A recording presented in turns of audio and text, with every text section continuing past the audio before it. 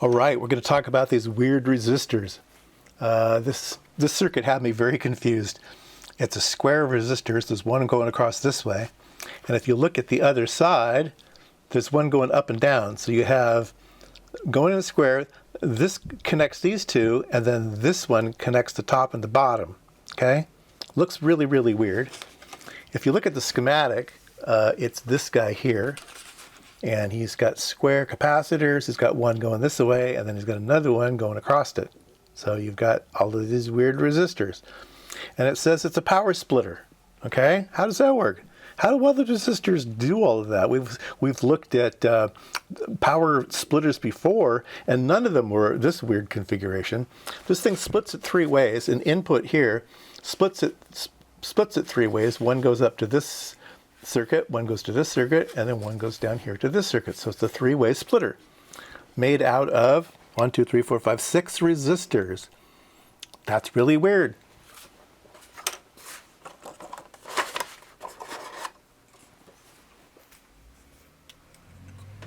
All right, if you take those resistors and you actually physically put them together, you end up with this, okay? And you say, well, that doesn't look like the drawing.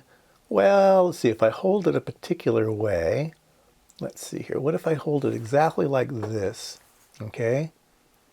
We have 1, 2, 3, 4 resistors in the square. We have this resistor that goes across it, and then we have this resistor down here that goes up at the top. So these 5 resistors are all on one side of the board, and that resistor is on the other side of the board.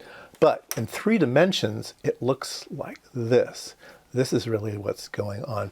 So when I first looked at that thing, and I said, oh, that's that thing. This seems like it's an exercise in, like when you're in beginning electronics and they're teaching you Kirchhoff's laws, and you're trying to do circuits, and you can't figure them out unless you actually use Kirchhoff's laws to do, here's currents going this way and that way, and these voltage drops, and you write all the equations and everything. You say, oh, well, yeah, you need the equations to solve this thing. No, you don't. No, you don't. Let's do it the IMSAI guy way. All right, let's think about this. These are all 100 ohm resistors. So 100 ohms, 100 ohms. So those in series is 200 ohms. Here and here, those in series is 200 ohms. 200 ohms and 200 ohms in parallel is 100 ohms. 100 ohms in parallel with 100 ohms is 50 ohms. And this resistor goes across a center point where there's symmetry in the circuit. So this doesn't do anything at all. So we end up with 50 ohms. And the weird thing is, it's 50 ohms here, it's 50 ohms here, it's 50 ohms here. It's 50 ohms everywhere. Let's measure that. Let's get our Tetrahedral out here, whatever the thing is. Let's go this way. It's 49 ohms. Let's go over here. It's 49 ohms. Let's go over here. Yeah, it's 49 ohms.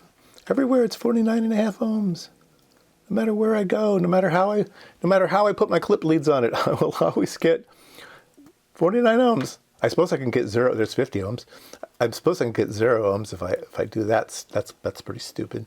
But I mean, everywhere else it is 50 ohms. So no matter where you look into this thing, it's 50 ohms. So as a power splitter, if we have 50 ohms on the input, we have 50 ohms on the output, no matter where. So we have 50 ohms in and 50 ohms out, 50 ohms out, 50 ohms out. That's a 3-way splitter. So yeah, I thought that you just saw these in class and then you would never ever see one out in the wild. But yep, there you go. And one's out in the wild. Yeah.